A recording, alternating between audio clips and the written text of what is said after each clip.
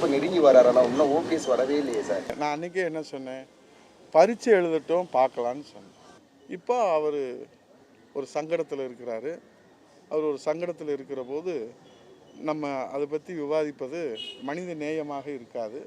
அது மீண்டும் சொல்கிறேன், அவர் நல்லபடியாக பரீட்சை எழுதுவார், நல்லபடியாக எழுதணும். அனுபவம் உள்ளவங்கள வழிகாட்டுதலோடு எழுதுவாருன்னு நாங்கள் நினைக்கிறோம். அவங்களோட இணைந்து அவர் செய்யணும்னு அவருக்கு வேண்டிய நண்பர்களெல்லாம் அவருக்கு ஒரு நல்ல வழியை காட்டுவதாக நாங்களும் நினைக்கிறோம். அனுபவம் உள்ளவர்களோடு, ஏன்னா ஒரு குழந்தை வருங்காலத்தில் மிகப்பெரிய வீரனாக வரும்போது கூட அந்த பிறந்த குழந்தை நடக்க தவழுகிற போது அந்த தாய் தந்தையருடைய கையை பிடித்து கொண்டு தான் நடக்கும். ஒலிம்பிக்கில் மிகப்பெரிய வீரர்களாக வருகிறவர் கூட குழந்தையாக இருக்கிற போது அதே போல் தான் இந்த மரத்துக்கும் ஒரு ஃபென்சிங் தேவை. ஒரு விதை அது செடியாக வளர்கிற போது ஆடு மாடு மிதிச்சிரும், மேய்ஞ்சிரும். அப்போ அதை பாதுகாக்கிறதுக்கு ஒரு பாதுகாப்பு வளையம் வேணும். அப்போ அது வளர்ந்துடும். ஆனால் அது வளர்கிற வரைக்கும் அதை பாதுகாக்கிறதுக்கு அந்த மரத்துக்கு தெரியுமோ தெரியாதோ, புரிஞ்சவங்களுக்கு புரிஞ்சா இந்த தீபாவளி அதுவுமா நல்லதுன்னு நாங்கள் நினைக்கிறோம். அனைத்து இந்திய அண்ணா திராவிட முன்னேற்ற கழகத்தின் பொதுச் செயலாளர் கண்டிப்பாக தமிழ்நாட்டின் அடுத்த முதலமைச்சராக வருவார்.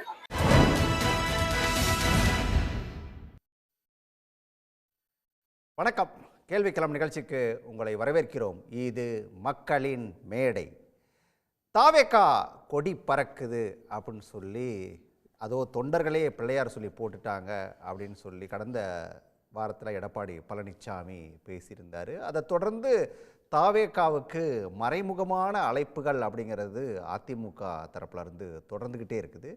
இப்போது லேட்டஸ்ட்டாக ஆர்பி உதயகுமார் பேசின பேச்சு அப்படிங்கிறது ஒரு சின்ன அதிர்வலைகளை உண்டாக்கியிருக்குது. விஜய் முதல்ல பரீட்சை எழுதிட்டோம், அவருக்கு இது வரைக்கும் அனுபவம் அப்படிங்கிறது இல்லை, அந்த பரீட்சையை அனுபவம் உள்ளவர்களோட சேர்ந்து எழுதணும் அப்படின்னு சொல்லி ஆர்பி உதயகுமார் அழைப்பு விடுத்திருக்காரு. அனுபவம் இருக்கிறவங்க அப்படின்னு சொல்லி சொல்கிறது யாரை சொல்கிறாரு ஆர்பி உதயகுமார் அப்படின்னு ஒரு கேள்வி எழுது. 54 ஆண்டுகள் அனுபவம் உள்ள கட்சி அதிமுக அப்படின்னு சொல்லியும் அவர் அதே பேட்டியில் குறிப்பிட்டிருக்காரு. அதாவது கூட்டணிக்கு வாங்க அப்படின்னு சொல்லி விஜய்க்கு மறைமுகமாக விடுக்கப்பட்ட அழைப்பாகவே இதை ஒரு பக்கம் நாம் எடுத்துக்கலாம். இன்னொரு பக்கம் பார்த்தா டிடிவி தினகரன் விஜய் தலைமையில் தனியாக ஒரு கூட்டணி அமையும் அப்படின்னு சொல்லி அவர் சொல்லியிருக்காரு. தேர்தல் நெருக்கத்தில் எது வேணாலும் மாறலாம், கூட்டணி எப்படி வேணாலும் அமையலாம் அப்படின்னு சொல்லியும் டிடிவி தினகரன் குறிப்பிட்றாரு.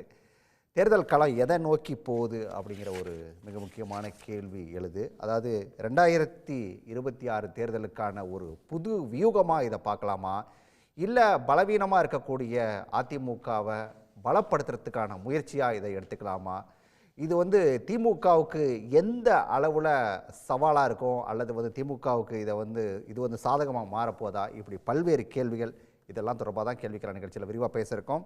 விவாதத்தில் பங்கேற்க திராவிட முன்னேற்ற கழகத்திலிருந்து அதனுடைய செய்தி தொடர்பாளர் பல செல்வகுமார், மார்க்சிஸ்ட் கம்யூனிஸ்ட் கட்சியிலிருந்து கனகராஜ், வழக்கறிஞர் அக்னீஸ்வரன், அதே போல் தாவேகாவுடைய ஆதரவாளர் லோகேஷ், இவர்களோடு அரசியல் விமர்சகர் டாக்டர் ஷர்மிளா. அனைவருக்கும் வணக்கம். எல்லாரோட பார்வையும் முதல்ல ஒரு ரவுண்ட் வேகமாக கேட்டுறேன். செல்வகுமார் சார், அனுபவம் உள்ளவர்களோடு சேர்ந்து பரீட்சை விஜய் ஒருவேளை எழுதுனா அது திமுகவுக்கு சவாலாக மாறுமா? இந்த யூபிஎஸ்சி தேர்வுகளில் தொடர்ச்சியாக தோக்குறவங்க இருக்காங்கள்ல, அவங்கெல்லாம் சேர்ந்து ஒரு சென்டர் ஆரம்பிப்பாங்க. அவர்களுக்கு வேறு அதையே படித்ததுனா அவருக்கு வேறு எந்த வேலையும் தெரியாதுன்றதுனால ஒரு சென்டர் ஆரம்பித்து அவருக்கு கோச்சிங் கொடுப்பாங்க. அது மாதிரி அடுத்தவர்களுடைய கொஸ்டின் பேப்பருக்கு, அமித்ஷா எழுதுகின்ற கொஸ்டின் பேப்பருக்கு ஆன்சர் எழுதியே பழக்கப்பட்ட அதிமுக இப்பொழுது ஒரு புது கோச்சிங் சென்டர் ஆரம்பித்த மாதிரியும், அதுக்கு டியூட்டராக ஆர்பி உதயகுமார் இருந்து பதில் சொன்ன மாதிரி தான் அது தெரியுது. அவர் மரமாக இருப்பார்கள், அவர்களை சுற்றி நாங்கள் வளர்க்க போகிறோம், வேலி போட போகிறோம், கம்பி வேலி போட போகிறோம், அவங்களுக்கு தண்ணி ஊற்ற போகிறோம் அப்படின்னு சொல்ல வர்றது அதிமுகவினுடைய தற்போதைய நிலையை தான் கட்ட ஒரு பரிதாபமான நிலை. ஏன்னா ஆர்பி உதயகுமார் கடந்த 2-3 நாட்களுக்கு முன்னாடி கூட பார்த்தேன் நான். அவர் ஏதோ ஒரு எல்லாருக்கிட்டையும் காலில் விழுந்து அந்த மக்கள் போகாத மக்களை அவர் தடுத்து நிறுத்துகிற அவருடைய தொகுதிக்குள்ளே அவருக்கு நடந்த ஒரு நிகழ்வு. நேற்று கூட ஏதோ இன்னைக்கு கூட வரும்போது ஒரு ட்விட்டு படித்தார். ஒரு 58 ரூபா புடவையை வாங்குறதுக்கு 120 ரூபா ஆட்டோ செலவு பண்ணி வர வச்சுட்டாரு தீபாவளி ஃபண்டுன்ற பேரில். அவர் தொடர்ச்சியாக அவர் ஒரு இல்லை இப்போ நான் கேட்ட கேள்விங்கிறது ஒருவேளை அவங்க வந்து அந்த அதிமுகவோட சேர்ந்துட்டா அது திமுகவுக்கு வந்து ஒரு மாதிரி சவாலாக மாறும். அது திமுக என்பது ஒரு ஆலமரம் சார். அந்த ஆலமரத்துக்கு முன்னாடி தாவேக்காவோ அதிமுகவோ இன்னைக்கு அவர்கள் இருக்கக்கூடிய ஒரு பரிதாபமான சூழ்நிலையை தான் கேட்குறேன். நான் வந்து திருப்பி அதிமுக அவர்கள் வந்து அந்த கரூர் மேடையில் யாரை முதலில் விமர்சித்தார்னா எடப்பாடி பழனிசாமி விமர்சித்தார். அப்படி விமர்சித்த எடப்பாடி பழனிசாமி கொஞ்சம் கூட அவர் ஒரு இதுவே இல்லாமல் அவர் என்ன பண்ணுறாருன்னா, வாங்க பிள்ளையார் சொல்லி போட்டாச்சு கொடி பறக்குதுன்னு குதுகாலித்தது அதிமுக தான். அது அவர்களுடைய எந்த அளவுக்கு அவங்க கீழே போயிருக்காங்கன்றத வெளிப்படையாக காட்டுது. அவர்களுடைய களத்தில் அவர்கள் இல்லை என்பது நிரூபணம். ஏதாவது ஒரு வகையில் யார் கூட வேணால் சேர்ந்துக்கிட்டு எந்த ஒரு கொள்கையும் இல்லாமல் எப்படியாவது திமுகவை வீழ்த்தணும்னு முயற்சி செய்கிறாங்க. அதற்கான வாய்ப்புகள் களத்தில் இல்லைன்றது தான் நிதர்சனம். ஓகே, லோகேஷ்ட கேட்கணும். லோகேஷ், ஆர்பி உதயகுமாரோட பேச்சை நீங்கள் எப்படி பார்க்குறீங்க? பாலிடிக்ஸ் இஸ் ஆல் அபவுட் ஆப்டிக்ஸ்ன்னு சொல்லுவாங்க. இப்போது இதில் என்ன செய்யப்படுது அப்படின்னா, தாவேக்காவை சின்ன மீன் மாதிரி கன்சிடர் பண்ணி தூண்டில் போட்டுட்ருக்காங்க. தூண்டிலில் நிறைய சைஸ் இருக்குது, சின்ன சைஸ்லேருந்து பெரிய சைஸ் வரைக்கும் இருக்குது. தூண்டில் போட்டவங்க தெரியும். அதை அதிமுகலேருந்து ஒவ்வொருத்தரும் அதை செயல்படுத்த ட்ரை பண்ணுறாங்க. இதில் என்னென்னா, தாவேக்கா 2 வயசு ஆரம்பிச்சு 2 வருஷம் ஆரம்பிச்சு அது புரியுது. அதுக்காக வந்து எங்களை இன்னும் வந்து அந்த லைக் என்ன சொல்கிறது, ஒன்றுமே தெரியாதவங்கள ட்ரீட் பண்ணுற மாதிரி ஒரு பார்வையை கொடுத்து நாங்கள் உங்களுக்கு வந்து பாதுகாப்பு தரோன்னு சொல்கிறது வந்து அது ஒரு வாழைப்பழத்தில் ஊசி ஏற்றுற மாதிரி விஷயம். அது வந்து மக்கள்கிட்ட எப்படி போய் சேருது அப்படின்னு இருக்குது. இப்போ இதை ரெகுலராக இதே மாதிரி டாபிக் போயிட்டே இருக்கும்போது மக்கள் பெர்ஸ்பெக்டிவில் நாளைக்கு போய் கருத்து கேட்கும்போது பை டிஃபால்ட் வந்து ஏன் சேரக்கூடாதா அப்படின்ற ஒரு பார்வை உருவாகிறதுக்கு வாய்ப்பு இருக்குது. நான் பேசுறது கேட்குதுங்களா? பேசலாம். ஸோ இதில் அவர் சொன்ன விஷயத்துக்கு, மெயின் விஷயத்துக்கு நான் கொஞ்சம் அட்ரஸ் பண்ணணும்னு நினைக்கிறேன். சங்கடத்தில் இருக்கிறோன்னு சொன்னது நான் உண்மையிலே வரவேற்கிறேன். எங்களுக்காக ஒரு பாதுகாப்பு வேலி ஒன்று உருவாக்கியிருக்கதா சொன்னார். அதை நான் எப்படி புரிஞ்சுக்கிறதுன்னு எனக்கு தெரியல. அந்த பாதுகாப்பு வேலி வந்து மாய வேலியா இல்லை எங்களை வெளியே போக விடாத வேலியா அப்படின்றத போக போக தெரியும், பார்ப்போம். அதே சமயம் அனுபவம் வாய்ந்த பரீட்சை எழுதுகிறவங்ககிட்ட வந்து நாங்கள் வந்து கற்றுக்கணும் அந்த மாதிரிலாம் சொல்ல வருது இல்லையா? அப்போ நாங்கள் ஓல்ட் ஸ்டூடெண்ட்ஸோடு போயிட்டு அரியர் எக்ஸாம் எழுதணுமா? அந்த கணக்கில் அவங்க சொல்ல வராங்களா? இல்லைனா அந்த எக்ஸாமில் போய் காப்பி அடிக்கணும்னு சொல்ல வராங்களா? ஏன்னா அவங்கவுங்க டேலண்ட் என்னன்றது, அவங்கவுங்க கெப்பாசிட்டி என்ன, கேலிபர் என்னன்றது அந்த பயிற்சியில் அந்த தேர்ச்சி பெறும்போது தான் தெரியும். ஸோ அதை நம்ம பொறுத்திருந்து தான் பார்க்கணும். இங்கே பலவீனம் டிஎம்கேக்கு வந்து அது ஏடிஎம்கேக்கு எப்படி இருக்குன்னு தெரியல. அவங்க ஸ்ட்ரென்த் எப்படி இருக்குது, இப்போ பிஜேபியோட கூட்டணி வச்சிருக்கனால பத்தலை அப்படின்னு நினச்சி டிவிகே கூப்பிட்றாங்களா என்னன்றது தெரியல. லாஸ்ட் வீக்கில் த பிரிண்ட்ன்ற ஒரு நாளிதழில் லைக் மேகசினில் வந்திருக்க விஷயம். அது நியர்லி வந்து கூட்டணியில், அதாவது ஏஏ கூட்டணியில் மொத்தமாக சேர்த்தாலே டிவிகே சேர்ந்தால் 35 வர மாதிரி சொல்கிறாங்க. ஆனால் டிவிகே தனியாக நின்றாலே 23% வருது. ஏடிஎம்கே பிஜேபி சேர்ந்து நின்றாலே 22% வருது. ஸோ அவங்களோட ஒரு ஸ்டெப் அஹெடாக இருக்கும், ஒரு பர்சன்டேஜ் அஹெடாக இருக்கும்ட்டு அந்த மேகசின் சொல்ல வர தேர்தலையே சந்திக்கல. அதுக்குள்ள எப்படி நம்ம அந்த பர்சன்டேஜ் எல்லாம் கணக்கு மாதிரி ஒரு கருத்து கணிப்பு வந்து லோகேஷ் அது ஒன்று இருக்குல்ல. இப்போ பாயிண்ட் என்னன்னா, இவங்க வந்து கூட்டணி கூப்பிட்றனால டிஎம்கேக்கு ஏன் இவ்வளோ வருத்தம், ஏன் இந்த கதறல் டிஎம்கேட்டேருந்து வருது அப்படின்றதுக்கான கேள்வி மட்டும் நம்ம பெருசாக இருக்குது. சரி, ஓகே, நான் இதை சர்மிளாட்ட கேட்கணும், சர்மிளாவோட பார்வை கேட்கணும். சர்மிளா, இது வந்து திமுகவுக்கு, அதாவது வந்து அதிமுகவுக்கு அவங்க அழைக்கிறதுனால இதில் திமுகவுக்கு என்ன வருத்தம் அப்படிங்கிற ஒரு கேள்வியை லோகேஷ் முன்வைக்கிறாரு. திமுகவுக்கு இதில் என்ன வருத்தம் இருக்க போகுது? இதில் வந்து முதல்ல சூசகமாக அழைக்கிறாங்க அப்படின்னு சொல்கிறதே தப்பு. ஏன்னா முதல்ல அதிமுக வந்து விஜயோட கூட்டணி வைக்கணும் அப்படின்னு தான் முயற்சி பண்ணாங்க. பேச்சுவார்த்தைகள்லாம் நடந்தது. நடுவில் பாஜக வந்து பூந்து ஆட்டையை கலைச்சு அவர் வந்து டெல்லிக்கு கூப்பிட்டு பலவந்தமாக ஒரு கூட்டணியை வந்து கத்தி முனையில் ஏற்படுத்தினாங்க. எப்படி வந்து கூட்டணி அறிவிக்கக்கூடிய மேடையில் எடப்பாடி அவர்கள் மௌனமாக இருந்தார் அப்படிங்கிறதெல்லாம் நம்ம பார்த்துக்கிட்டு தான் இருக்கோம். ஸோ இதில் திமுக பயப்படுறதுக்கு எதுவுமே இல்லை. இப்போ பயந்து போயிருக்கிறது அவங்க எல்லாருமே தான் அப்படிங்கிறது ரொம்ப தெளிவாக தெரியுது. இதில் என்ன வழிகாட்டுதலை வந்து இவர் அனுபவத்தை வந்து எடுத்துக்கிட்டு பயிற்சி எடுத்துக்கிட்டு பரீட்சை எழுதணும்னு சொல்கிறாரு. நீங்களே 10 முறை பரீட்சை எழுதி தோற்று போயிட்டீங்க. இன்னொரு விஷயம், என்ன அனுபவத்தை நீங்கள் கற்றுக் கொடுக்க போகிறீங்க?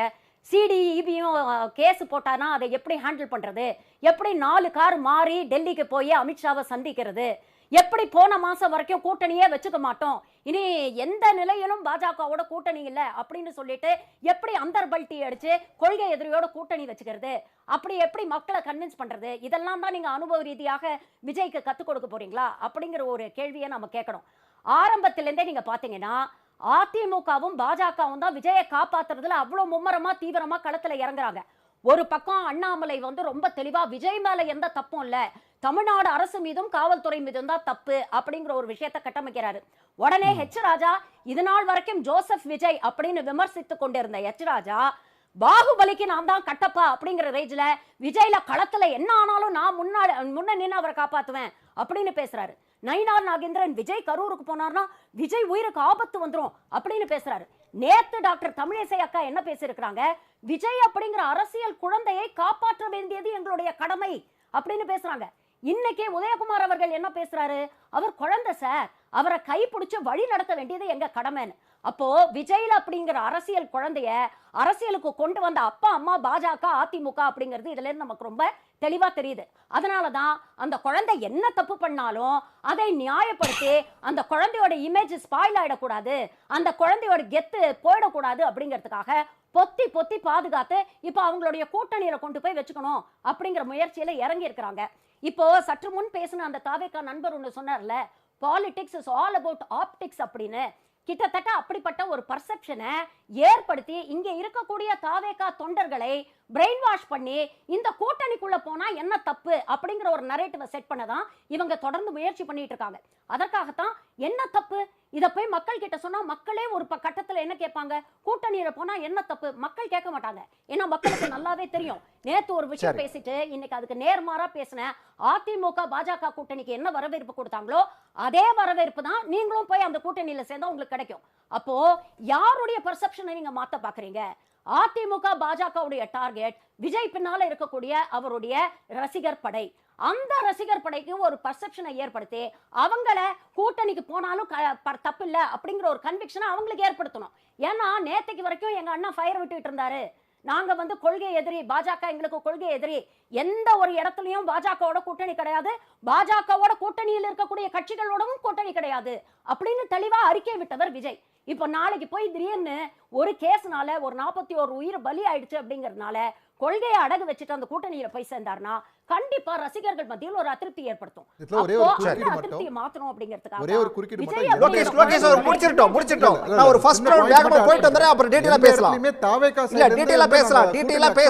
இல்ல டீடைலா அதை பேசலாம் வந்துறேன். ஷர்மிளா ஒரு செகண்ட். அக்னி உங்களோட பார்வை. அவங்க ஷர்மிளா வந்து முன் வச்சது வந்து என்னத்தை கற்றுக் கொடுக்க போறீங்க, சீனியர் ஸ்டூடெண்ட் ஓகே, என்னத்தை கற்றுக் கொடுக்க போறீங்க அப்படிங்கிற ஒரு கேள்வியை முன் வச்சாங்க. லோகேஷ் கேட்கறது தூண்டில போட்டு பார்க்குறாங்க அப்படிங்கிற ஒரு பார்வையை முன் வச்சாரு. இதில் உங்கள் கருத்து ஆர்பி உதயகுமார் பேசுறதுக்கு? இல்லை, என்னத்தை கற்றுக் கொடுக்க போகிறீங்கன்னா, தமிழ்நாட்டில் ஆளுகிற கட்சியாக இருக்கக்கூடிய திமுக அந்த 13 கட்சிகளுக்கு என்னத்தை கற்றுக் கொடுத்தாங்க? கூட்டணி பலமாக இருக்கிறோன்றதை கற்றுக் கொடுத்தாங்க இல்லையா? அது மாதிரி தான் இது ஒன்று. இன்னொன்று, நம்மளுடைய மருத்துவர் ஷர்மிளா அவர்கள் பேசுகிற போது ஒரு வார்த்தையை பயன்படுத்தினாங்க. என்னன்னு கேட்டிங்கன்னா, அது வந்து அந்த மாதிரி வார்த்தைகளை இதுவரைக்கும் அவங்க பயன்படுத்தினதில்லை. அது பயத்தின் வெளிப்பாடாகத்தான் நான் பார்க்குறேன். என்ன வார்த்தை அது? கத்தி முனையில் அப்படின்னாங்க. அப்படின்னா காங்கிரஸ் அப்படி தான் கூட்டணியில் வச்சுருக்கிறாங்களா பல ஆண்டுகளா? ஆகவே அந்த வார்த்தையை தவிர்க்க வேண்டும் என்பது என்னுடைய வேண்டுகோளும் கூட. இன்னொன்று, இங்கே நண்பர் என்ன சார் கேள்வி கேட்டாருன்னு சொன்னீங்க சார்? எந்த நண்பர்? எல்லாருமே நண்பர்கள் தான். தாவேக்கா நண்பர். தூண்டில் போட்டு பார்க்குறாங்க. தூண்டில் போட்டு பார்க்குறது அதெல்லாம் ஒன்றும் கிடையாது. அரசியலில் வந்து இப்போ பலமாக இருக்கிறோம், எங்களை யாராலும் வீழ்த்தவே முடியாது, நாங்கள் தான் தமிழ்நாட்டினுடைய அடுத்த ஒரு 50 வருஷத்துக்கு நாங்கள் தான் ஆளுங்கட்சியாக இருப்போம் என்று சொல்லுகிறார்கள் இல்லையா? ஆகவே அப்படியெல்லாம் ஒன்றும் கிடையாது. கடந்த 10 ஆண்டுகளுக்கு முன்னாடி எதிர்க்கட்சி அந்தஸ்தை கூட இழந்த ஒரு இயக்கம் இன்றைக்கு மீண்டும் ஆளுங்கட்சியாக வந்திருக்கிறது. அது மாதிரி எல்லா இடத்துலையுமே வந்து இதே நிலை நீடிக்குமா என்று கேட்டால், ஆட்சி தமிழ்நாட்டில் பொறுத்தவரை 2 கட்சி தான் சார், திமுக அதிமுக.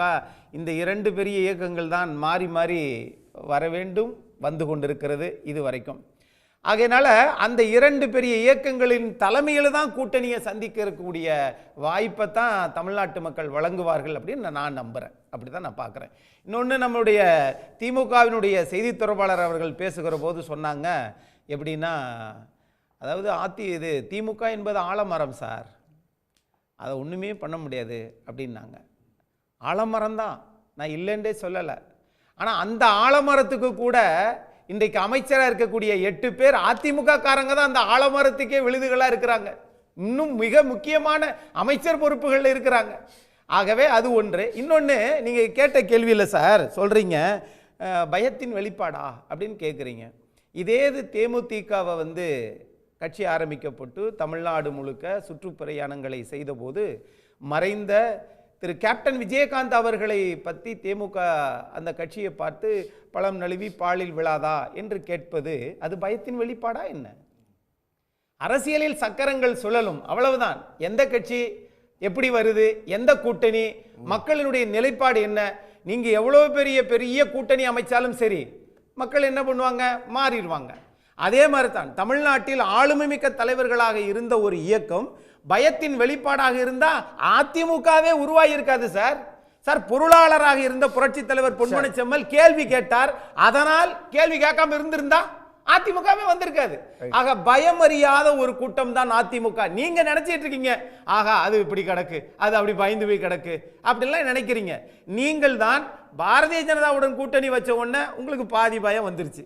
இப்ப தாவேகாவும் சேர போதாமலே அப்படின்ன பிறகு உங்களுக்கு முழு பயம். சேரப்போதா இல்லையா, அதுதான் நம்ம விவாதம். சேர்ந்தால் இன்னும் சேர்ந்துருச்சுன்னா இன்னும் கலக்கம். அதை சேர விடாம தடுப்பதற்கு தான் அங்க பாருங்க அவங்க எல்லாம் சேர்ந்துட்டாங்க. பாத்தீங்க, இது எவ்வளவு பெரிய கட்சி. சரி, ஓகே, எவ்வளவு பெரிய கட்சியாக இருந்தாலும் மூதறிஞர் ராஜாஜி ஒண்ணு சேரலையா? ரைட், 67 ஆட்சியை பிடிக்கலையா? நம்ம டீட்டெயிலா பேசுவோம். கனகராஜோட சாரோட பார்வையை கேட்டு வந்துடுறேன். குழந்தை வந்து நடக்க தெரியல, இப்போதான் நடக்க தயாராகிட்டு இருக்குது.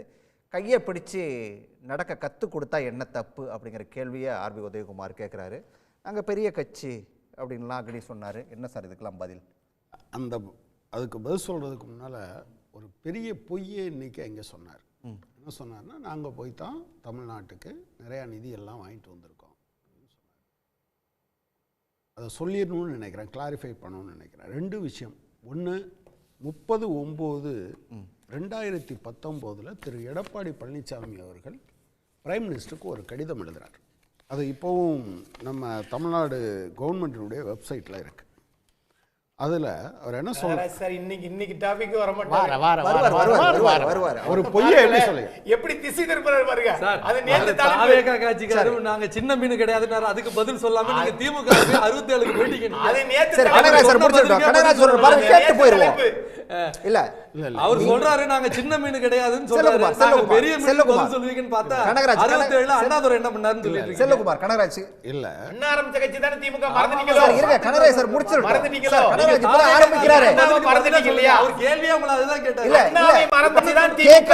சரி உங்க பஞ்சாயத்து நடத்திங்களா? அதுக்கு முன்ன கனகராஜ் பேசிட்டோம். அண்ணாவை பேசினாலே திமுக கட்சிக்காரங்களுக்கு கோவம் வருது பாருங்க. ரைட் நீங்க பேசுங்க ரெண்டு பேரும். நாங்க சிறிய மீன் நினைச்சு பிடிக்க வர அதிமுகன்னு சொல்றாரு. அக்னீஸ்வரன் செல்வகுமார் அவர் முடிச்சிட்டோம். ஓகே, அதில் 7825 கோடி ரூபா பாக்கி இருக்கு, நீங்கள் அனுப்புங்கன்னு சொல்லியிருக்காரு. அது வந்து அந்த வருஷத்துக்கான பாக்கி இல்லை. அப்போ பிஎம் ஸ்ரீ திட்டம்லாம் இல்லை. அதில் 3வது ஐட்டமாக சர்வ சிக்ஷா அபியானுக்கு 2109 கோடி, ராஷ்ட்ரிய மத்தியமிக் சிக்ஷா அபியானுக்கு including spill over approved for 2015-16, 16-17, அதாவது 15-16லேருந்து கொடுக்க வேண்டிய தொகை உட்பட 7825.59 கோடி ரூபா நீங்கள் கொடுக்கலையேன்னு கேட்ட, அது கூடி குழாவி ரொம்ப நெருக்கமாக இருந்த காலத்திலேயே இவங்களால வாங்க முடியலையாம். இப்போ வந்து திமுக அரசாங்கம் இருக்கையில் இவங்க போய் வாங்கிட்டோன்னு சொல்கிறாங்க. அதை தாண்டி ஒன்று இருக்குது, நான் ரொம்ப போகல, இதை மட்டும் சொல்லிடுறேன். இது 2019-20 பட்ஜெட் பேப்பரில் 5வது பக்கம். அதில் என்ன சொல்கிறாங்கன்னா, 2017 கொடுக்க வேண்டிய 5454 கோடி ரூபா ஐஜிஎஸ்டி எங்களுக்கு கொடுக்கல தாங்கன்னு சொல்கிறாங்க. இதை வாங்க முடியலையா, 3000 கோடி வாங்கி கொடுத்தேன்னு அவர் சொன்னார். அதுலேருந்து நான் ஆரம்பிக்கிறேன். ஒன்று,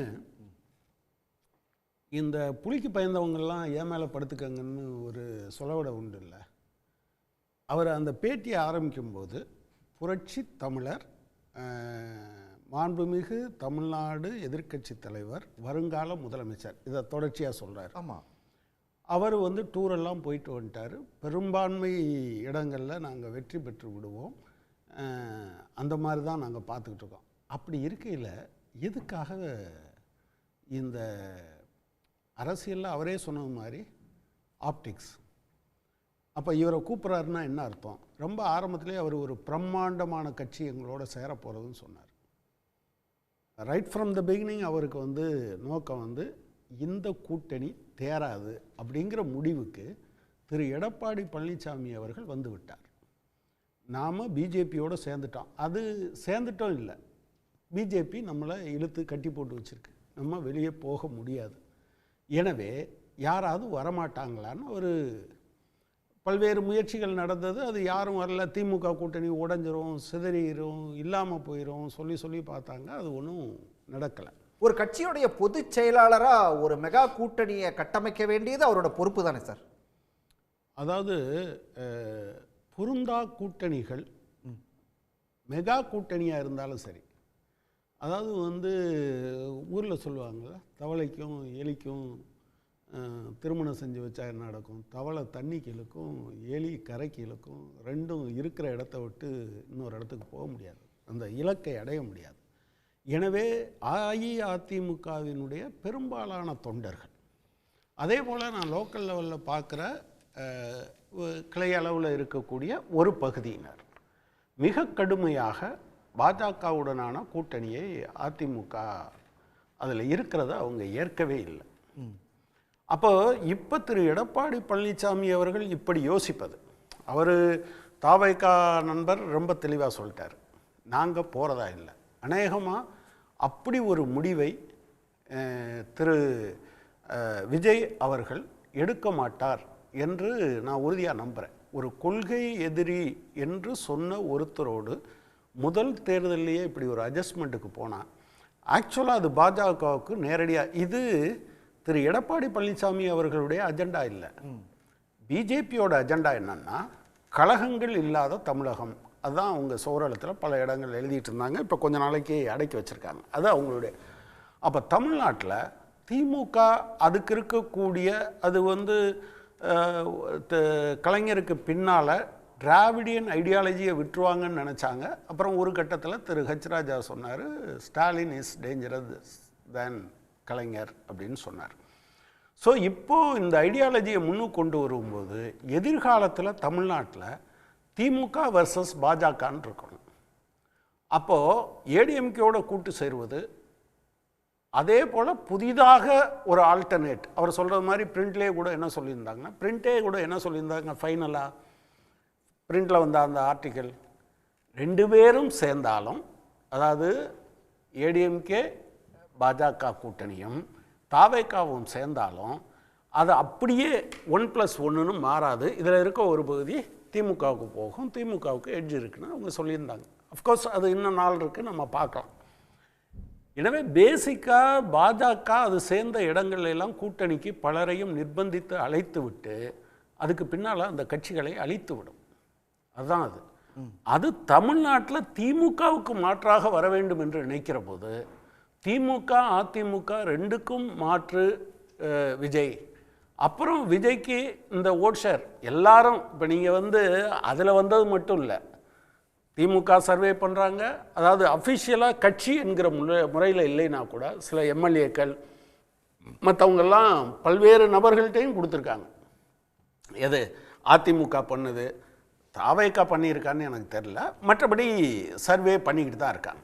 அப்போ சர்வேயில் இது சில இடங்களில் டிவிகே வந்து நல்ல அந்த 20 to 25% அந்த மாதிரி இருக்குன்னு சொல்கிறத வச்சுட்டு இவங்களை இணைக்கணும்னு நினைக்கிறாங்க. பட் நிச்சயமாக விஜய் அதுக்குள்ளே விழமாட்டார். விழுந்தா நீங்கள் கருவிலேயே தன்னை அழித்து கொள்வதற்கு, தாவேக்கா தன்னை அழித்து கொள்வதற்கு சமானம். அதுதான் பாஜகவினுடைய திட்டம். அதற்காகத்தான் ஆர்பி உதயகுமார் போன்றவர்களை இப்படி பேச சொல்கிறார்கள்.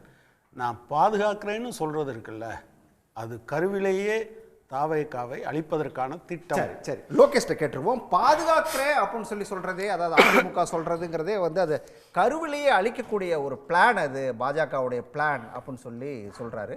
தாவேகா இந்த விஷயத்தை எப்படி பார்க்குது சார்? இல்லை, எப்பவும் போல தான் தாவேகா வந்து வெளியே என்ன பேசினாலும் சரி, எங்களோட சைலன்ஸ் எங்களோடது. இது வெளியே இருக்க ஸ்பெகுலேஷன்ஸ். இன்ஃபேக்ட் சொல்ல போனால் வந்து இன்றைக்கி பிஜேபியில் இருக்கிற மாநில தலைவரை விட அதிகமாக ஊடக வெளிச்சம் இருக்கக்கூடிய முன்னாள் தலைவர் அண்ணாமலையாக இருக்கட்டும், அவங்க ஆரம்பித்து அதில் இருக்க எல்லாருமே இருக்கட்டும், எதுக்காக வந்து விஜயனுக்கு சப்போர்ட் பண்ணணும் அந்த கேள்வி ரொம்ப அதிகமாக இருக்குது. இது வந்து டிவிகேவை வந்து காப்பாற்றணும்னு நினைக்கிற மென்டாலிட்டியா இல்லை பிஜேபியை அடிக்கணுன்ற மென்டாலிட்டியா? எனக்கு கேட்டால் லேட்டர் தான் நான் சொல்லுவேன். அவங்கள பொறுத்த வரைக்கும் பிஜேபி டார்கெட், அவங்கள டிஎம்கே தான் டார்கெட். டிஎம்கேவை இது மூலிமா சிக்க வைக்க முடியுமான்னு பார்க்கறதுக்காக தாவேகாவை ஒரு டூலாக யூஸ் பண்ணிக்கிறாங்களோ அப்படின்ற சந்தேகம் எங்களுக்கும் இருக்குது. இதில் மாற்று கருத்து கிடையாது. இதில் முக்கியமான விஷயம் கௌதமி ஒரு விஷயத்த சொன்னாங்க இல்லையா சார்? கௌதமி ஒரு விஷயத்த சொன்னாங்க இல்லையா, ஒருவேளை விஜய் இந்த கூட்டணி ஏற்றுக்கிட்டாலுமே கூட அங்கே வந்து முதலமைச்சர் வேட்பாளர் எடப்பாடி தான் அப்படின்னு சொன்னாங்க. அதை தாவேகா ஏற்குமா அப்படிங்கிற ஒரு கேள்வி இருக்குது இல்லை? ஏற்கனவே நடந்த ஒரு பொதுக்குழு செயற்குழு கூட்டத்தில் கூட்டணி முடிவுகளை விஜயனா தான் எடுப்பார். சிஎம்மோட டிவிகேவோட சிஎம் கேண்டிடேட் விஜயநாதன்றது மாற்று கருத்தே இல்லை. இது இப்போதைக்கு இருக்கிற ஸ்டாண்டு. இதுக்கப்புறம் அதுதான் இருக்குது.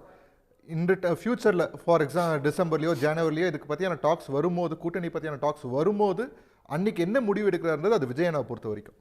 பட் இங்கே நான் ஒரு சில பாயிண்ட்ஸ் மட்டும் ஆட் பண்ண விரும்புகிறேன். இப்போ பிஜேபியோட நாங்கள் வந்து கூட்டணி போகிறதுல எங்கள் கொள்கை எதிரி அப்படின்றதுல நாங்கள் இப்போ வரைக்கும் தெளிவாக தான் இருக்கிறோம். ஆனால் பிஜேபியோட கூட்டணி வச்ச டிஎம்கே வந்து எங்களை வந்து நாங்கள் இன்னும் பிஜேபிக்கு வெளியே போயிட்ட மாதிரி அப்படி ஒரு ஸ்டாண்டை கட்டமைக்கிறாங்க இல்லையா? இதில் வந்து முக்கியமாக இந்த கேள்வியை சிஎம் சாருக்கு தான் கேட்கணும்.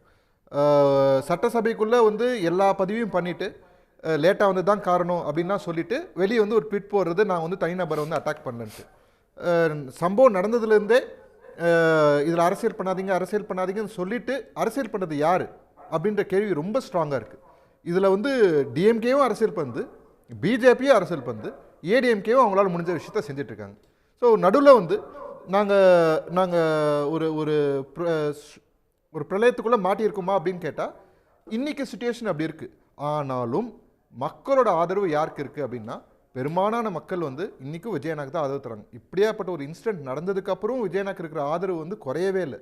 சர்ப்ரைசிங்லி அது மாறி இருக்குது, ஏறி இருக்குது, இன்க்ரீஸ் ஆகிருக்கு. ஈவன் இன்ஃபேக்ட் டிஎம்கேக்கு வந்து டிஎம்கேக்கும் ஏடிஎம்கேக்கும் ஓட்டு போடுறவங்க கூட விஜயனை திட்டலை. அதுதான் ஒரு சில பேர் வந்து தினகரன் சொன்ன கருத்துல உடன்படுறீங்களா? விஜய் தலைமையில ஒரு கூட்டணி அமையும், அதுல இன்னும் பல கட்சிகள் இணையும், அவர் சொல்ற கணக்குங்கிறது கிட்டத்தட்ட வந்து டிடிவி, ஓபிஎஸ் இவங்கெல்லாம் அந்த கூட்டணிக்குள்ள வரலாம் அப்படிங்கிற அந்த மைண்ட் செட்டை தான் அவர் பேசிட்டு இருக்காரு. இது எல்லாமே காம்பினேஷன் சார். இது எல்லாமே பெர்முடேஷன் காம்பினேஷன். இன்னைக்கு டேட்டுக்கு இட்ஸ் டூ ஏர்லின்றது தான் என்னோட இது. இப்போ பிஜேபியும் ஏடிஎம்கேவும் வந்து எலெக்ஷனுக்கு ஒரு வருஷத்துக்கு முன்னாடி கூட்டணி அமைச்சிட்டாங்கன்றதுனால எல்லாருக்கும் அந்த சிச்சுவேஷன் இருக்கணுன்ற அவசியம் இல்லை. எப்பவும் போல் தமிழ்நாட்டில் வந்து எலெக்ஷனுக்கு ஒரு 2 மாதம் இல்லை 3 மாதத்துக்கு முன்னாடி தான் கூட்டணி ஃபார்ம் ஆகும். அதே மாதிரி பேட்டர்னே நகரலாம். நம்ம இன்னைக்கு டேட்டுக்கு இப்போ எங்களுக்கு ப்ரெஷர் இருக்குது அப்படின்றதுனால வந்து நாங்கள் போயிட்டு எங்கேயும் அசைலம் தெரியாது. நாங்கள் எங்களோட நாங்கள் ஒரு தனியாக ஒரு பார்ட்டி ஆரம்பிச்சிருக்குது அதுக்காக தான். தாவேக்கா தனியாக ஒரு பார்ட்டி ஆரம்பிச்சிருக்கு, தனியாக நிற்கிறதுக்கு தங்களோட பவரை ப்ரூவ் பண்ணுறதுக்காக. நாளை பின்ன வந்து கூட்டணி தேவைப்படுதுன்னா கூட அதுக்கான முழு அதிகாரம் விஜயநாத் கிட்ட கொடுத்துருக்கு. அவரோட முடிவு அது இறுதியாக இருக்கும். சரி, ஓகே. செல்லகுமார் இதில் அவர் சொல்கிற கருத்தை அதை எப்படி பார்க்குறீங்க? அது இதில் வந்து திமுக, அதாவது வந்து அதிமுக பாஜக மட்டும் இல்லை, திமுகவும் அரசியல் பண்ணுது தாவேக்கா வச்சு அப்படிங்கிறது. நண்பர் அவர்கள் பேசுறதை வச்சு சொல்கிறேன். அவர்களுடைய கொள்கை எதிரின்னு அவர்களுடைய தலைவர் சொன்ன இது வந்து இங்கே பாயாசமா, இவங்க பாயாசம்னா அவங்க பாய்சன்னா, பாய்சன் குடிக்க ரெடி ஆகிட்டாருன்றது தான் அவருடைய பேச்சில் நல்லா தெளிவாக தெரியுது. அவர்கள் பாய்சன் குடிக்கட்டும். ஏற்கனவே பாய்சன் குடித்த எடப்பாடி அவர்கள் வந்து நன்றி மறப்பது நன்றென்றுன்னு இப்படி பேசுவார். கிட்டத்தட்ட அதே மாதிரி விஜயம் வீட்டுக்குள்ளே ஷூட்டிங் பண்ணி ஒரு வீடியோ மினிஸ்டர் பதவியெல்லாம் வகிச்சாங்களே அவங்க தான் சொல்லணும். அதான் maybe அவங்க ஒரு நீங்க முன்னோட்டமா அதுதான் சொல்றேன். இப்போ சொல்றாங்களோ? நீங்க கொள்கை எதிரின்னு சொன்ன உங்களுடைய தலைவர் இப்போ அதுக்கப்புறம் எதுவும் வரைக்கும் எங்க பேசல. stand ல பொதுவெளியில எந்த வந்து மாற்றமும் இல்லை பொதுவெளியில் இப்போ வரைக்கும் பொதுவெளியில் எங்க அந்த standல 3 நிமிஷம் கொள்கை வீடியோவுக்கு எதிரி அப்புறம் BJP தான். இந்த நிமிஷம் அரசியல் வரைக்கும் எதிரி DMK எந்த தான். ஒரு அது இதுவும் எந்த உங்க தலைவர் மாற்று விடல. கருத்து இல்லை. ஆனா எங்களுக்காக கீழே யாராவது இருக்கக்கூடிய பேசுவாங்கிறதுக்காக தொண்டர்கள்னு சொல்றவங்களோ, நாங்க அவங்க கிட்ட நீங்க அசைலம் நேரடியா போயிட்டோன்ற பேச அர்த்தமே வரவங்களோ கிடையாது. என்ன சொல்ல வரீங்கன்னா, நாங்க வந்து அவர்கள் எங்க எங்களை ஸ்டாண்ட் சரியா தான் வளர்த்தெடுத்தால் அது எங்க அண்ணா முடிவு பண்ணுவார், நாங்க அதை பாத்துக்கிறோம், நாங்க கூட்டணிக்கு தயார்ன்றதை நீங்களே சொல்லிட்டீங்க. நாங்க எங்க சொல்ல கூட்டணி நீங்க தயாரா அந்த இருக்கோம் கட்சியின் சார்பாக எந்த பேசுறது இடத்துலயுமே நீங்க உங்களுடைய கூட்டணிக்கு தாவே பேச்சில் நான் தயாரா எடுத்துக்கிறது இருக்கு. நீங்க நாங்க பாயசம் எங்கேயுமே குடிக்க சொல்லல. ரெடி ஆயிட்டீங்க. கூட்டணிக்கு அழைப்பு பாயசத்தை விடுறாங்க. விட்டுட்டீங்க, நாங்க வந்து reply பாயசம் பண்ணிட்டு குடிக்க ரெடி இருக்கோமே ஆயிட்டீங்க. தவிர, குடிங்க. நாங்க கூட்டணிக்கு குடிச்ச வாங்க எங்களோட எடப்பாடி அப்படின்னு நாங்க ஏற்கனவே எங்கேயுமே அழைப்பு பேசுறது வைக்கல. என்ன? அவங்க நன்றி கூப்பிடுறதுக்கு நாங்க மறப்பது போகவும் இல்லை. நன்றன்று, நன்றி மறப்பது நன்றன்றுன்னு அவர் திருப்பி திருப்பி எடப்பாடி சொன்னார் பிஜேபி பார்த்து. அதே குரலை நீங்களும் மனப்பாடம் பண்ணி வச்சுக்கோங்க. உங்க தலைவருக்கும் ஒரு 3 நிமிஷம் வீடியோவுக்கு இப்பயே ஷூட் பண்ணி வச்சுக்கோங்க. நிச்சயமாக அந்த குரல் தாவேகாவுக்கு தேவைப்படும். இல்ல ஞாபகப்படுத்தணும்னு நினைக்கிறேன். ரைட் பர்சன் இந்த ரைட் பார்ட்டின்னு சொன்னது யாரு? இப்ப இதெல்லாம் வந்து ஞாபகப்படுத்தி பேசணுமா? ஐயா நீங்க பொதுவெளியில பிஜேபியோட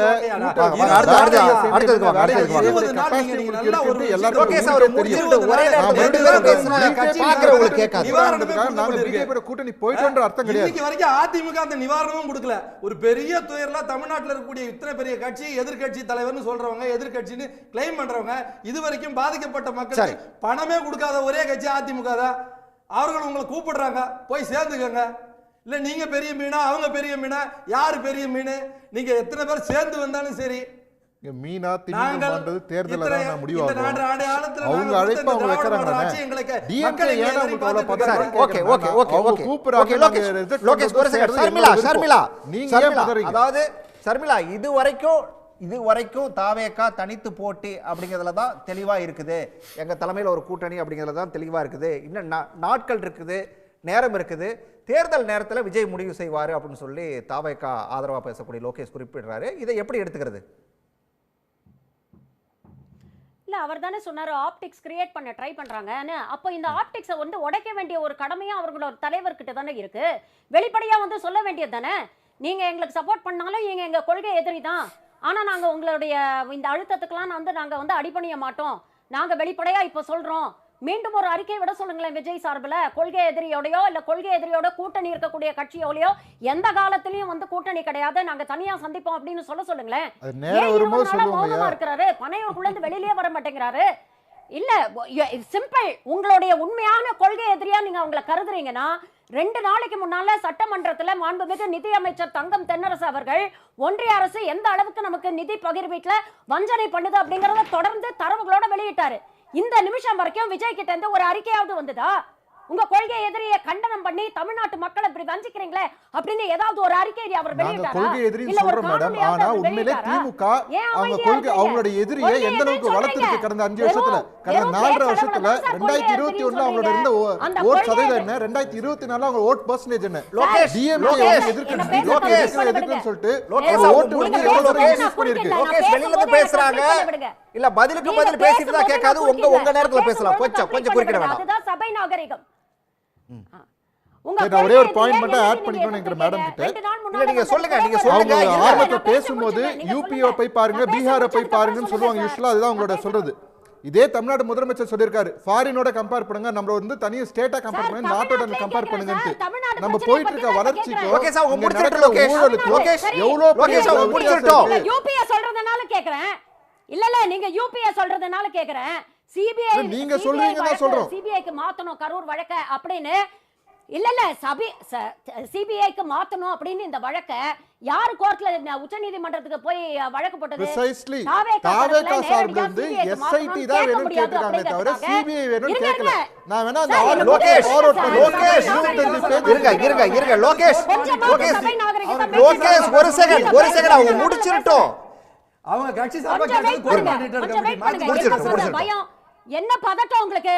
நான் கேட்கக்கூடிய கேள்விகளை கேட்டுட்டு பதில் சொல்லுங்க. ஏன் பதறீங்க? சிபிஐக்கு கரூர் வழக்க மாத்தணும் அப்படின்ட்டு ஏன் தாவேகா தைரியமா போய் கேட்க வேண்டியது தானே? நீதி வெல்லும்னு ட்வீட் போட தெரியுது இல்ல, தைரியமா சிபிஐக்கு மாத்தணும்னு ஏன் கேட்கல? அங்க போய் மறைமுகமாக பாதிக்கப்பட்டவர்கள்ட்ட ஏமாத்தி பெட்டிஷன்ல அதிமுகவோட துணையோட கையெழுத்து வாங்கி கொண்டு போய் பதிவு பண்ண தெரியுது. ஜிஎஸ் மணி யாரு, சேஷாத்ரி யாரு, ராகவாச்சாரி யாரு, எல்லாருமே பிஜேபியோட வக்கீல்கள் தானே. தாவேக்காக்கு உங்க கொள்கை எதிரிக்கு ஒரு பிரச்சனைனா கொள்கை எதிரி தனியா நின்று வேடிக்கை தானே பார்க்கணும். எதுக்கு களத்துல இறங்கி உங்களை பொத்தி பாதுகாத்து ஓவர் நைட்ல கொண்டு போய் சிபிஐக்கு இந்த வழக்கை கொடுக்கறதுல ஏன் அவ்வளவு முனைப்பு காட்டுறாங்க? இதே அண்ணாமலை தான் ஒரு 2-3 வாரத்துக்கு முன்னால என்ன பேசினாரு, ஹீரோயின்களோட இடுப்ப கிள்றவங்க பத்தி எல்லாம் என்கிட்ட கருத்து கேட்காதீங்க அப்படின்னு பேசின அதே அண்ணாமலை இன்னைக்கு என்ன விஜய் மேல திடீர் பாசம் ஏன் வந்து பாதுகாக்கிறாரு? ஜோசப் விஜய் அவருடைய மதத்தை அடையாளப்படுத்தி சிறுமைப்படுத்திய ஹெச் ராஜா இன்னைக்கு ஏன் அவருக்கு ஆதரவா வந்து பேசிட்டு இருக்கிறாரு? இதே தமிழிசை 2 வாரத்துக்கு முன்னால விஜய்க்கு அரசியல் அறிவே பத்தாது அப்படின்னு பேசினாங்க. இன்னைக்கு அரசியல் குழந்தை அதை பாதுகாக்க வேண்டும் அப்படின்னு பேசுறாங்க. என்ன அக்கறை? கொள்கை எதிரினா ஏன் இவ்வளவு அக்கறை காட்டுது? அப்போ உங்களுக்கு உண்மையிலேயே உங்கள் கொள்கை எதிரி நீங்க வந்து எதிர்க்கிறீங்க, அதுல நீங்க ஸ்ட்ராங்கா இருக்கீங்கன்னா விஜய் அறிக்கை விட சொல்லுங்களேன். ஒன்றிய அரசை கண்டித்து அறிக்கை விட சொல்லுங்க. இது எங்க பிரச்சனை, நாங்க பாத்துக்கிறோம், இதுல நீங்க தலையிடாதீங்க அப்படின்னு சொல்றதுக்கு உங்களுக்கு என்ன சார் கஷ்டம்? இதுல பிரச்சனை என்ன அப்படின்னு பாத்தீங்கன்னா, விஜய் இன்னைக்கு jumping from the frying pan into the fire அப்படின்னு சொல்லுவாங்க இல்லையா, அந்த மாதிரி இன்னைக்கு வந்து எண்ணெய் சட்டியில இருந்து நேரா நெருப்புக்குள்ள குதிச்ச ஒரு நிலைக்கு வந்துட்டாரு. It is a tightrope walk. இப்போ வழக்கு சிபிஐ கிட்ட போயிடுச்சு. சிபிஐ யாரோட கண்ட்ரோல்ல இருக்கு அப்படிங்கிறது இந்த நாட்டுக்கே தெரியும். இப்போ இந்த சிபிஐ வழக்கு இன்ஃபேக்ட் இந்த தீர்ப்புல கூட நீங்க பாத்தீங்கன்னா ஒரு முக்கியமான கிளாஸ் இருக்கு சார். அதாவது இந்த வழக்கை ஒட்டி என்னெல்லாம் விஷயங்கள் இருக்கோ அதை எல்லாத்தையும் சிபிஐ விசாரிக்கலாம் அப்படிங்கிற ஒரு ஃப்ரீ ஹேண்டை வந்து கோர்ட் வந்து கொடுத்துருக்கு.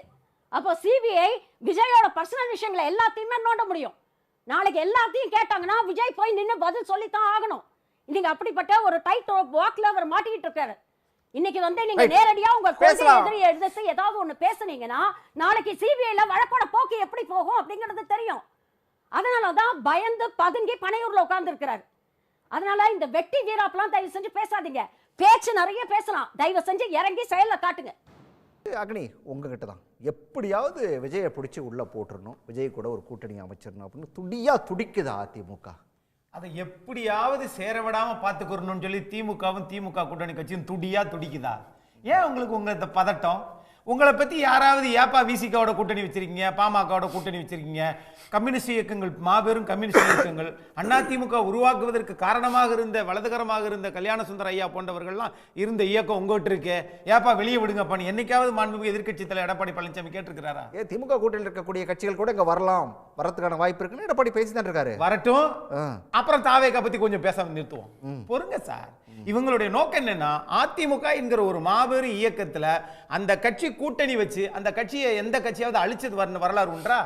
அங்கீகாரம் பெற்று சட்டமன்ற உறுப்பினர்களாக வந்து அவங்க வளர்ந்ததாகத்தான் வரலாறு. பாட்டாளி மக்கள் கட்சியா இருக்கட்டும், யானை சின்னத்திலிருந்து மாங்கனி சின்னத்துக்கு மாறியதாக இருக்கட்டும், இப்படி பல்வேறு விசிகா, மங்களூர், காட்டுமன்னார் கோயில் இந்த சட்டமன்ற உறுப்பினர்களாக இருக்கட்டும், ஆகவே தேமுதிக எதிர்கட்சி தலைவர் வந்ததா இருக்கட்டும், எல்லாவற்றையும் அதிமுகவுடன் கூட்டணி வைத்து வளர்ந்த வரலாறு தான் உண்டே ஒழிய இல்லை. அதனால அது அழிஞ்ச வரலாறு ஒன்றும் இல்லை.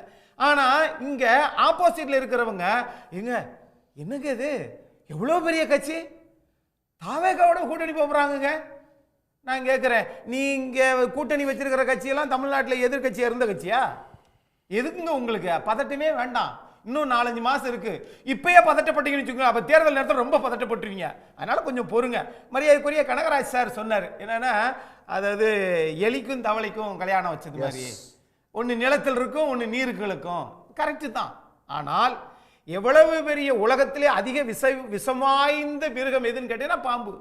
அந்த பாம்பையும் அடக்குவதற்கு ஒரு விலங்கு இருக்குன்னா அது கீரி.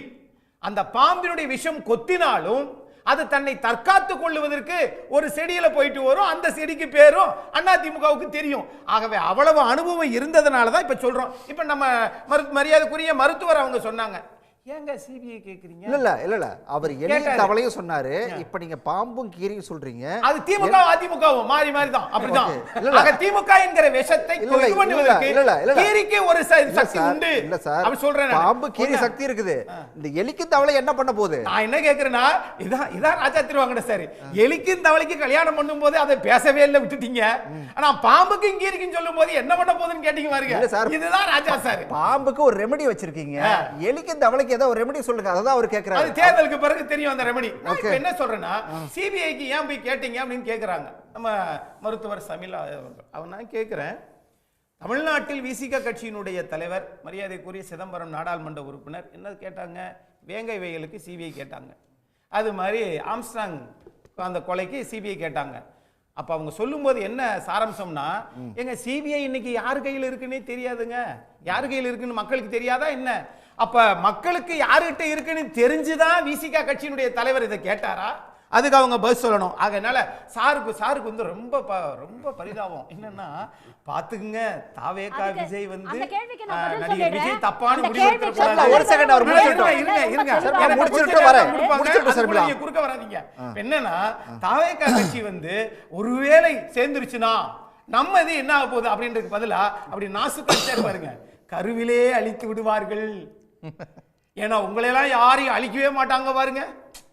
ஏன்னா அதான் உங்களுடைய ஆசையே. ஆகவே பதட்டம் வேண்டாம். இல்ல அவருக்கு என்ன பதட்டம் இருக்க போகுதுன்னு நினைக்கிறீங்க? எனக்கு அது புரியல. அது சொல்லுங்க.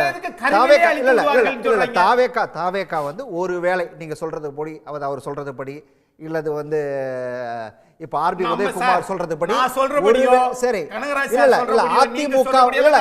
அதிமுக வந்துருச்சுன்னா அதனால கம்யூனிஸ்டுக்கு என்ன பதட்டம்? பிறகு எதுக்கு நீங்க வந்து கருவிலே கொன்றுவாங்கன்றீங்க? கேப்போம் கனகராஜ்ட்ட கேப்போம். சார் என்ன சார் கம்யூனிஸ்டுக்கு என்ன சார் பதட்டம்? தாவேகா ஆட்சிக்கு வரப்போகுது, அது நடக்க கூடாதுன்றது அதிமுக. சார் கனகராஜ் சார், தாவேகா அதிமுக பக்கம் போனா கம்யூனிஸ்டுக்கு என்ன பதட்டம்? ஒரு பதட்டமும் எனக்கு கிடையாது. அவர் ஏன் பதட்டம்னு ஏகப்பட்ட பதட்டம் அவருக்கு உள்ள இருந்து வந்திருக்கு. எனக்கு என்னன்னா, இட்ஸ் அ டெமோக்ராட்டிக் ப்ராசஸ். யார் வேணாலும் கட்சி ஆரம்பிக்கலாம். ஆனால் அஸ்ஸாம் கண பரிஷத் 3 முறை ஆட்சி பொறுப்பில் இருந்தது அஸ்ஸாமில். கடந்த தேர்தலில் பிஜேபியோடு சேர்ந்து ஜூனியர் பார்ட்னராக போச்சு. ஜூனியர் பார்ட்னராக இவங்க போனாங்க. நீங்கள் வந்து இவங்க பிஜேபி ஆரம்பித்ததுலேருந்து சிவசேனா இருந்தது, அதை உடைச்சி காலி பண்ணிட்டாங்க. மேற்கு வங்காளத்தில் கூர்கா நேஷனல் ஃப்ரண்ட் சார்பாகத்தான் ஜஸ்வந்த் சிங் நின்னார். இந்த தேர்தலில் இப்போ சமீபத்தில் கூர்கா நேஷனல் ஃப்ரண்ட் இருந்ததா, ஆனால் பாஜக அங்கே எந்த இடத்துக்கு வந்திருக்குன்னு தெரியும். நீங்கள் முப்து முகமது சையத்தோட கட்சி, சரத்பவாரோட கட்சி, நான் வரிசையாக சொல்ல முடியும். சரத்குமார் சீட்டு கேட்டு போனார், அந்த கட்சியவே காணோம். எனவே இவர் சொல்கிறது மாதிரி நாங்கள் எவ்வளவெல்லாம் பார்த்துருக்கோம் தெரியுமா அப்படின்னு. எல்லா மீனையும் நீங்கள் சாப்பிட்ருக்கீங்க. இதை வந்து திமிங்கலம் பற்றி தெரியாமல் எல்லா மீனையும் சாப்பிட்டேன்னா நான் திமிங்கலத்தையும் பார்த்துருவேன்னு நீங்கள் கடலில் குதிச்சிங்கன்னா நீங்கள் பாவோன்னு நான் சொல்கிறேன். இல்லை, நான் உங்களுக்கு ஒன்றும் சொல்ல முடியாது. அது எடப்பாடி பழனிசாமிக்கு தெரியும், ஏடிஎம்கேக்கு தெரியும். அதனால தான் நீங்கள் பெரிய திமிங்கலம் ஒன்று இருக்குப்பா ஒன்று இல்லை இது. ஆனால் நீங்கள் இல்லாமல் போயிடுவீங்களே பயந்தான். நான் விஜய் குறித்து இல்லை, கழகங்கள் இல்லாத தமிழகம்னு ஒரு முழக்கத்தை அவர்கள் வைத்த பிறகு தவறு. நீங்கள் என்னைக்காவது கழகங்களே அழிக்க வந்தவன் தானே இவன், பேசிக்காக நம்ம இவங்களோட போய் கூட்டு சேர்றோமேங்கிற இதுவும் இல்லை. இப்போ நீங்கள் என்ன சொல்கிறீங்கன்னா, வாங்க நம்ம எல்லாரும் புலிக்கு பயந்த எல்லாரும் யார் மேலே போய் படுப்போம், பிஜேபி மேலே படுப்போம்னு சொல்கிறீங்க. இந்த வாய்ஸ் பிஜேபியோட வாய்ஸ். நீங்கள் சொன்னீங்கல்ல, நாங்கள் பதட்டப்படலை, நாங்கள் தெளிவாக சொல்லிட்டோம். எங்களுக்கு 1008 பிரச்சனை இருக்குது, திமுகவோட நாங்கள் அரசாங்கத்தோட ஃபைட் பண்ணுறோம், எவ்ரிதிங் இஸ் தேர். ஆனால் தமிழகத்தை காப்பாற்ற வேண்டுமென்றால் பிஜேபி காலூன்றக்கூடாதுன்னு நினைக்கிறோம். அதில் யாராவது என்னைக்காவது காம்ப்ரமைஸ் பண்ணியிருக்கோமா? ரத்ன கம்பளம் அப்படி சொன்னார்ல திரு எடப்பாடி பழனிசாமி, எங்கிட்ட வாங்க நாங்கள் ரத்ன கம்பளம் விரிக்கிறோம் அப்படிலாம் சொன்னார். ரத்ன கம்பளம் விரிச்சாலும் நாங்கள் வரமாட்டோம்ல, நீங்கள் அடம் பிடிக்கிறீங்க.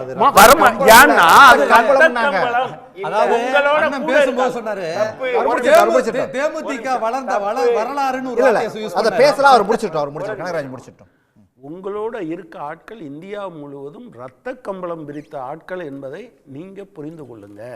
24க்கு போக மாட்டோம், 26க்கு உங்க கட்சியவே உடைச்சாங்க. நீங்க சொல்லுங்க, ரொம்ப லேட்டாக தான் எல்லாத்துக்கும் தெரியும்.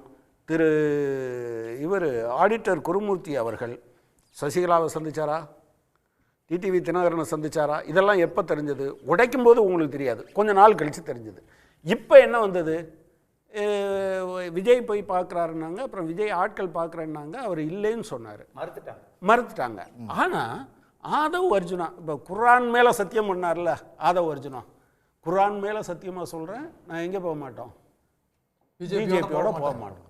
அவருக்கு கமாண்டோஸ் போகிறதுக்கான வாய்ப்பு எங்கேருந்து வருது? ஸோ உங்களை விழுங்க துடிக்கிறதுனால தான் கடைசி நிமிஷம் வர பார்க்கணுங்கிறதுக்காக. அதில் விஜய் ஒத்துப்பாரா இல்லையாங்கிறது இப்போ லோகேஷ் சொல்கிறாரு. எனக்கு முதல்ல சொல்லும்போது கூட ஒரு மாதிரி சொன்னார், ஆனால் இப்போ என்ன சொல்கிறாருன்னா விஜய் அந்த நேரத்தில் முடிவெடுப்பார் அப்படின்னு சொல்கிறார். ஸோ இந்த பாயிண்ட் தான் ஒரு டேஞ்சரஸ் பாயிண்ட். அவங்க 2 பேரும் சேர்றதுனால திமுக கூட்டணி எந்த வகையிலும் மிச்சப்படாது. இன்ஃபேக்ட் விஜயனுடைய ஓட்டுக்களில் ஒரு பகுதியும் சரி, அதிமுகவினுடைய ஓட்டுக்கள், திமுகவை பிடிக்காத எப்போதுமே பிடிக்காத ஒரு பகுதி இருக்குது பார்த்தீங்களா, அது கூட அதிமுகவில் ஒரு பகுதி பிஜேபியை தோற்கடிக்க வேண்டும் என்பதற்காக இது வரும். இவங்க 3 பேரும் சேர்ந்தாங்கன்னா, நான் என்னை பொறுத்தவரை நான் பர்சனலாக எப்படி பார்க்குறேன்னா,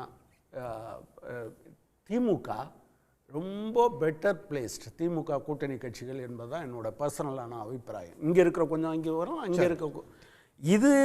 எனவே இப்போ இருக்கக்கூடிய அடிப்படையான பிரச்சனை என்ன, அவர் சொன்னார் பார்த்தீங்களா, தேர்தல் நேரத்தில் விஜய நாட்டை நாங்கள் கொடுத்துட்டோம். அப்போது இங்கே தான் ஒரு பேசிக்கான கொஸ்டின் வருது, விஜய் கொள்கை எதிரிகளை பற்றியெல்லாம் கவலைப்பட மாட்டாரா?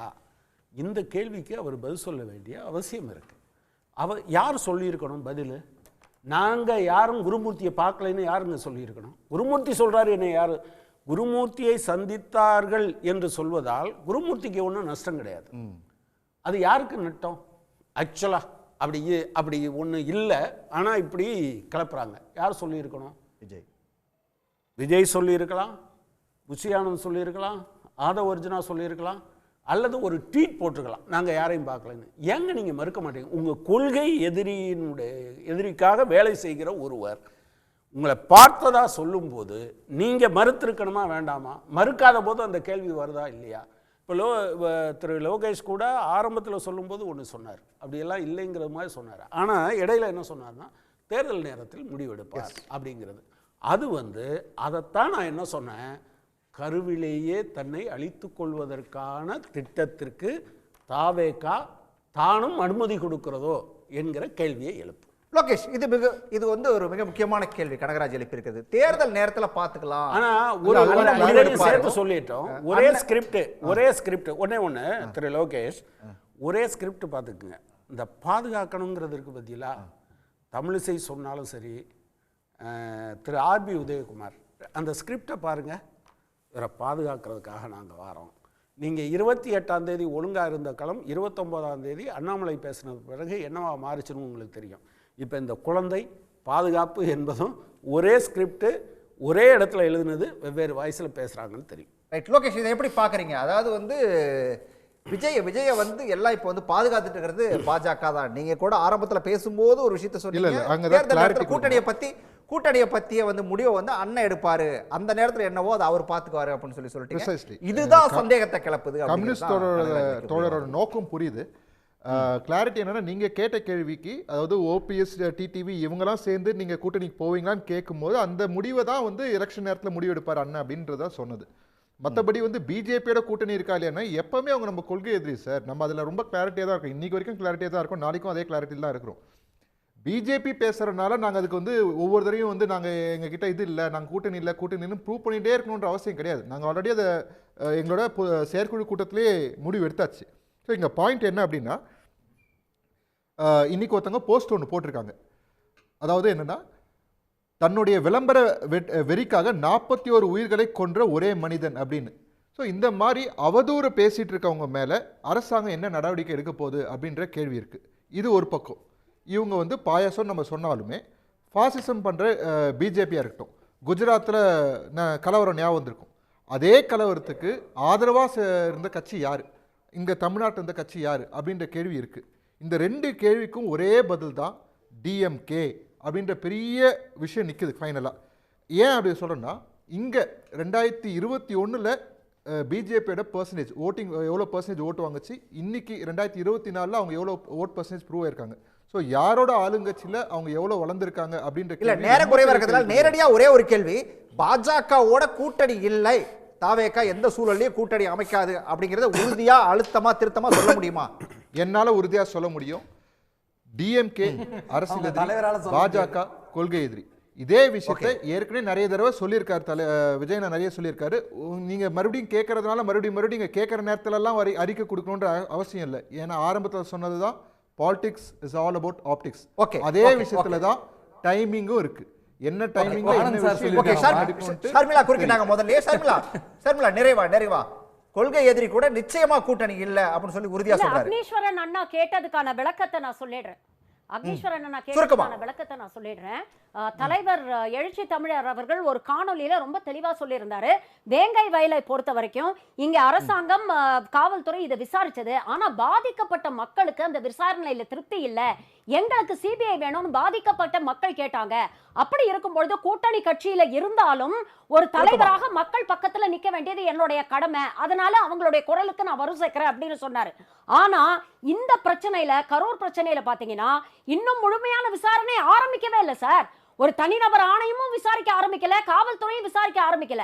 அதுக்குள்ள அவசரமா பாஜக தரப்புல இருந்து ஒரு மனு போடுறாங்க, இங்க பாதிக்கப்பட்ட மக்கள் கிட்ட ஏமாத்தி கையெழுத்து வாங்கி மனு போடுறாங்க, அவசரமா வந்து சிபிஐக்கு மாத்துறதுக்கு முயற்சி பண்றாங்க.